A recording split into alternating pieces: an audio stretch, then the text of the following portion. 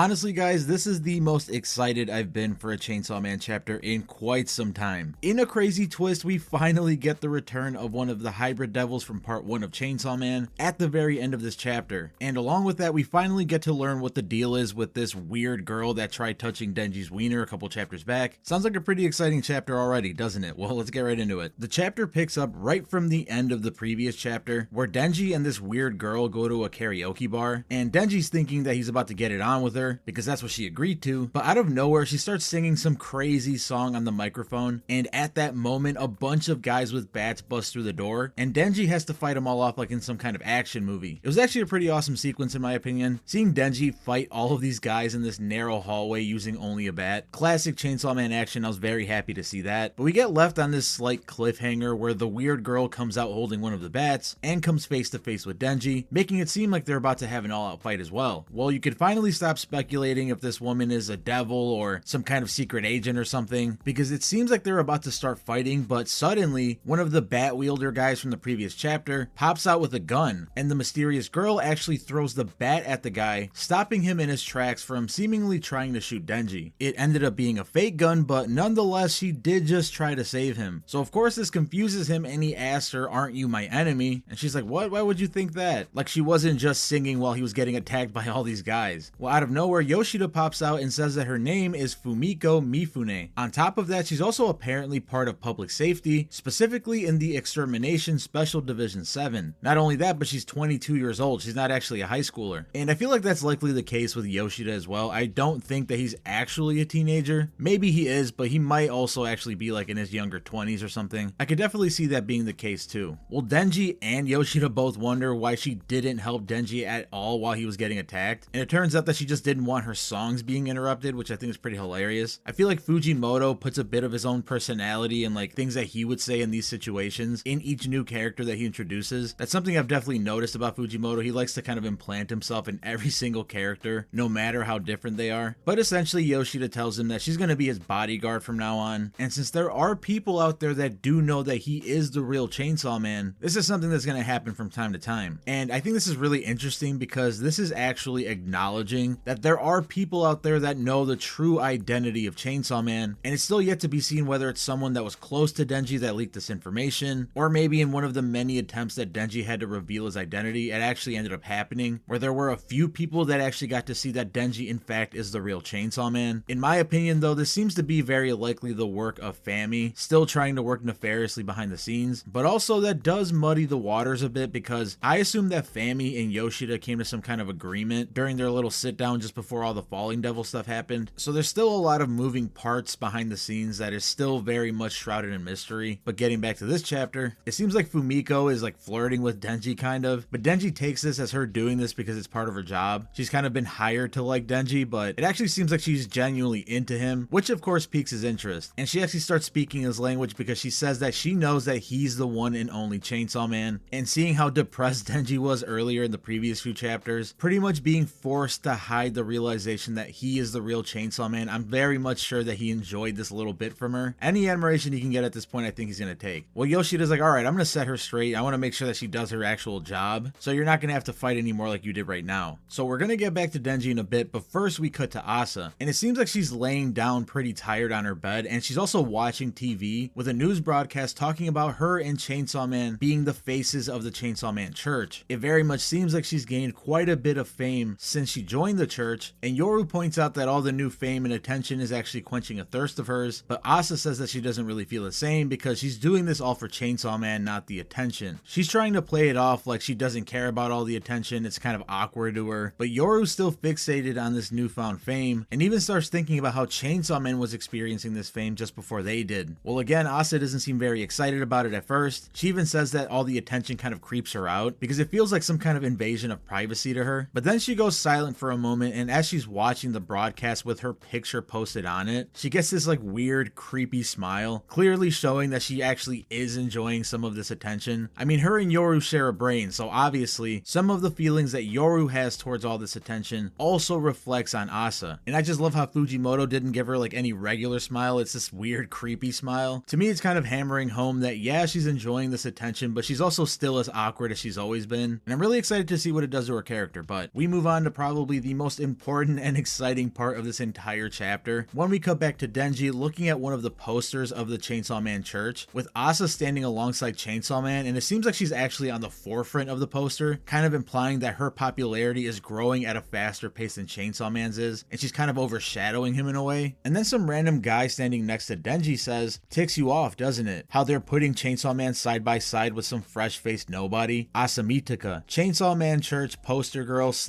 high school student." And as more of his profile starts getting revealed as he's talking, I'm sure many of you keen watchers can already tell who this is going to be, since I said at the top of this video that a hybrid devil actually does return from part 1. But anyways, he goes on to say, "They say scars appear on her face when she fights devils. A pretty memorable character, isn't she?" Well, Denji's wondering, why do strangers keep talking to him lately? And the guy says, "You don't know me? It's cool, I don't remember you either. You ought to know me though, Chainsaw Man." And Denji's like, "Okay dude, for real, I have no idea who you are. Who are you?" And here we go guys, he goes on to say, "If they call you Chainsaw Man, that'd make me Sword Man." Let's go with that. So boom, here we go. We get the official return of a hybrid devil from part 1. I don't blame you guys if you don't remember this guy at all. He's probably one of the more forgettable hybrids at the end of part 1, where Makima summons all the hybrid devils she's been collecting. And one of them was this guy who seemed to be the longsword devil. That's kind of what people were thinking he was. And again, he was kind of a throwaway hybrid since he seemed like a cheap ripoff of Katana Man. But me personally, I always thought that it was weird that he got such a cheap ripoff hybrid devil, but his actual character design as a human was really interesting and kind of more detailed than the others. So I kind of always thought that Fujimoto was going to bring him back at some point in some kind of capacity, or maybe he was like the original design of Denji as the main character. Again, I always thought it was really strange that he had this cool design to him as a human, but such a lame hybrid power in my opinion. And to a certain extent, I also felt the same about the flamethrower devil in that same sequence. So I'm crossing my fingers that that guy makes it back because I always loved him as a character as well. This guy also seems to be wearing a school uniform, so there's a very good chance that he's going to end up going to the same high school as Denji, along with his new bodyguard, and they're going to have this kind of like posse group, I guess. I don't know. Since this guy's the sword hybrid and not the katana hybrid, he might actually be from the West. He might be from America or something. But the most important thing about all this isn't the actual hybrid devil that's returning, because again, he's kind of forgettable and he didn't have that big of a relevance in part 1. But the implications of what this guy's return means is very, very important, because this completely opens the door to all the other hybrid devils returning at some point in the story. A lot of readers of part 1 always pointed to the fact that all the hybrid devils kind of just disappeared after Pochita's fight with Makima. So many people were confused as to whether we just kind of have to assume that he killed them all, like for good, or if Makima being killed by Denji automatically undid the brainwashing that they were under. So what's really, really exciting about this is that it makes it possible for fan favorite hybrid devils like Rize and Quan Chi to become relevant again in the story. I know most people would rather Rize return than Quan Chi because of all the fan service and all that, but to me, Quan Chi was probably my favorite hybrid devil out of all of them, and I am also crossing my fingers that she returns along with the flamethrower devil. I don't know about you guys, but this chapter gave me some heavy